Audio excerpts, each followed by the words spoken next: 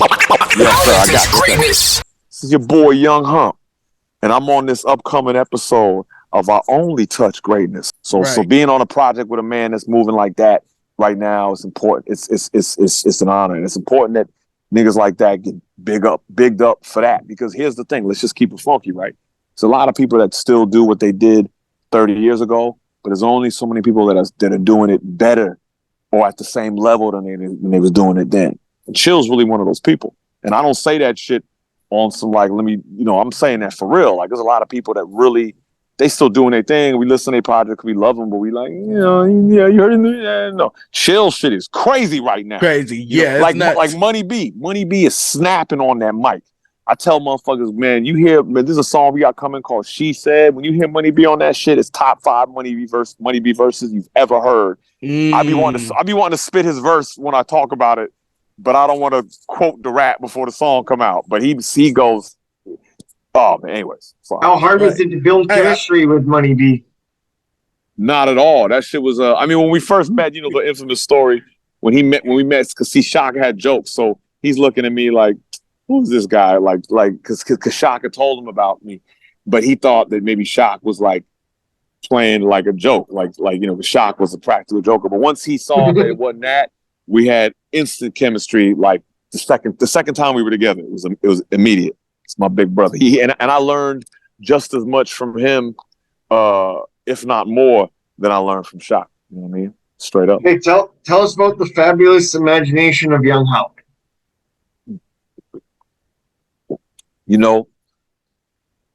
The title was a nod to Slick Rick, The Great Adventures of Slick Rick. Sounds like the fabulous imagination. But see, I didn't do it.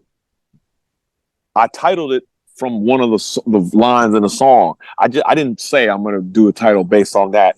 It just came out like the fabulous imagination of Young Humpernickel, sandwiched between two chicks. I'll bring the fucking pickle.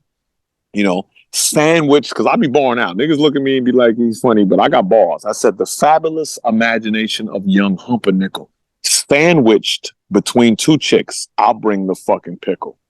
And and I brought the Humpernickel to the game. I want everybody to know, man. Humpernickel is my contribution, because a lot of people be, there's trolls out there that pop up on me thinking all I do is just like I don't bring nothing to the game. I brought a lot to the game. Shock taught me to make sure to make it mine and to develop it and to do things that hadn't been done with it. But yeah, so that album, The Fabulous Imagination of Young Humpernickel, The Fabulous Imagination of Young Hump, is really just like, I wanted to do an album and just have fun, man. And like, it's funny, I did a mixtape before that, and the mixtape is a little heavier on the spits. Like, I'm just spitting a little more, like my bar game is stronger.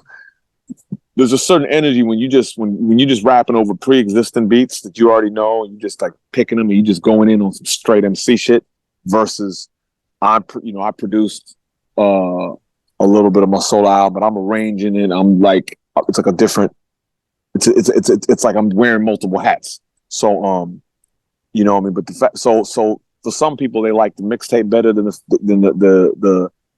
the Fabulous Imagination of Young Hump. Some people like the album better, but I ran into more people that like the mixtape better. I've suffered from that shit. A lot of MCs, get that. I like the mixtape better than the album, but the mixtape isn't online. You got to holler at me in my DMs. What about Come Here with Too Short? Oh yeah, that man. Woo! Once again, dreams come true. I would have never thought I'd have had a song with Short Dog and then to have a video for it. Yeah. What? That shit was just legendary, man. It was like Mun got the beat from my brothers, the Mechanics, about Oakland. They did the signature sound. They're in Oakland like what Battle Cat is in LA. Like, they're just the sound. They are mob music. They are that. And so that's family, and they from Digital Underground too. Matter of fact, Forax, who sang on that song, oh yeah, shout out to Forex. I talked to him on the Clubhouse before. Shout out to him. Man, y'all need to interview them brothers, because their story, they'll be pulling out some history on you that'll fuck you up. But Forax was DJ for DU for a while. That's how he got his break in the game. And so that's family. And basically what happened with that was, I guess Mun got the track, you know what I mean? And we laid it and he sent it to Too Short on a Tuesday. And it's funny because he had actually never done a song with Too Short. So Money B being just a generous brother, he got me on the first song he ever did with Short. He'd actually recorded vocals on a Too Short album in the past, but he never had did like a song where they both like rhyming on the song. Even though he'd known Short and hung out with him a trillion times, they just had never did a song. You know how that should be. Like, there be certain people that you wonder, like people wonder why it took forever for Busta Rhymes and Pete Rock to do a song. Sometimes you just know cats, they just family, and it just never ends up happening. Just on some, they just so close shit. But so, anyways, Mun sent him that song on a Tuesday, and he sent it back on Thursday. And it was like a shock because it was like we were thinking it was gonna be some months or whatever, but it was just so hot. And that's one of those songs, man, that song surfaces every once in a while online, and it's such a heater. And I just wish that song would find its way, you know, in Super Mario Brothers down the right tunnel and arrive where it needs to be, because that song really competes with anything of that type of movement. You know, I mean, you're supposed to hear that right after you hear every YG song. It's like one of those songs, but it just hasn't caught. It's got some life out there, but it ain't caught that major win that it needs to be one of those songs that everybody knows. You know, because I mean, girls love it. I mean, you play that shit in the club, girls never heard it, and they just immediately, hey, like it's just immediate. You know. What about this avocado ranches? I read this somewhere in an interview you did where you talked about avocado ranches. You own a bunch of these, or what? Or is that just a joke? You know, I'd be projecting my future. Manifesting. You know what I mean? Manifesting. Yeah, I know who my wife is. I know what kind of ranches I'm gonna have, and I know what. Okay, you don't actually own these avocado ranches? I do. I just can't text you an address yet. Okay. But I do own them. I do own them. Right? Hey, I wanted to tell you, man, because I know, you know, y'all like the hip hop funk. So how is it, you know what I'm saying? What was like one of your first times you meeting George Clinton? I know you got like a George Clinton story, man. How is it like, you know, and I think you did you do did y'all do a tour with or y'all had a show with Can y'all hear me? Can y'all hear me? No. We can hear you. We can hear you now. We can't see you. I don't know. Oh, okay. Sorry. Okay. You took a phone call. You took a phone call. No, it wasn't that. It was like my thumb hit the button and it just. Oh yeah.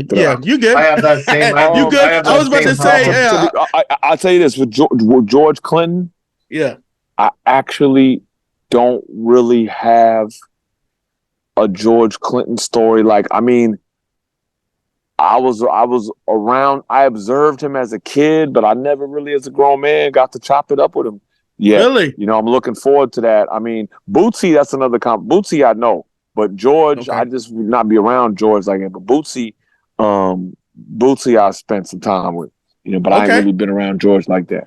Oh, really? Okay, because I was wondering because I seen that y'all had like a looked like it was a show. No. With the Parliament. That, you know, but I just haven't. I've yet to have that moment with George to really like. Now Bootsie, on the other hand, I've experienced. Bootsie, man, one of my. That's our other favorite. I'll just say a quick Bootsie story. I remember. I was at someone's house and Bootsie was there, and his limo driver, like to back, it was like backing up this hill, and it was like a stretch limo, and it got kind of like stuck on this little hill, and like it was like kind of like the wheels were suspended off the front, and the shit couldn't move. So the limo driver's like, "Look, I'm gonna need y'all to get into the back of the limo and kind of like bounce up and down to get the bouncing of the shocks to move, so I can get the shit to go." So me, Bootsie, and his queen get in the back, his wife, and we get in the back seat of the limo, and we in the back like So I'm having a conversation with Bootsie, like, so, yo, man, so, you know, there's like bouncing in the back of the limo trying to get the shots going. And I'll never forget that. Like, so if a nigga ever hear me say bouncing in the limo with Bootsie, I was bouncing in the limo with Bootsie. That ain't no fucking fictional shit. Hey,